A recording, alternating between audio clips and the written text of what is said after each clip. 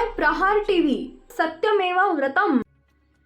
महाराष्ट्राच्या राजकीय वर्तुळात सध्या एक महत्त्वाची चर्चा रंगतीये। धनगर समाजाच्या वाड्या वस्त्यांमध्ये घुमतोय आवाज पुण्यश्लोक अहिल्यादेवी होळकर यांचे त्रिशताब्दी वर्ष व स्त्री शताब्दी वर्ष असल्यामुळे धनगर समाजाला आशा लागली आहे। महिला बिल सुद्धा पास झाले। धनगर समाजातील सक्रिय सामाजिक कार्यकर्त्या विद्याताई मोटे यांचे नाव विधान परिषदेच्या संभाव्य उमेदवारांमध्ये पुढे येत असल्याची माहिती सूत्रांकडून मिळते।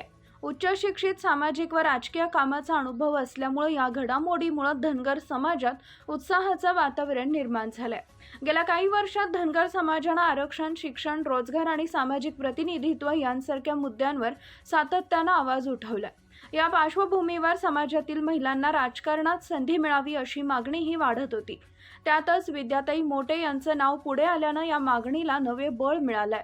विद्याताई मोटे या ग्रामीण भागात महिलांच्या सक्षमीकरणासाठी, शिक्षण प्रसारासाठी आणि सामाजिक प्रश्नांवर काम करत असल्यामुळे त्यांची एक वेगळीच ओळख निर्माण झाली आहे।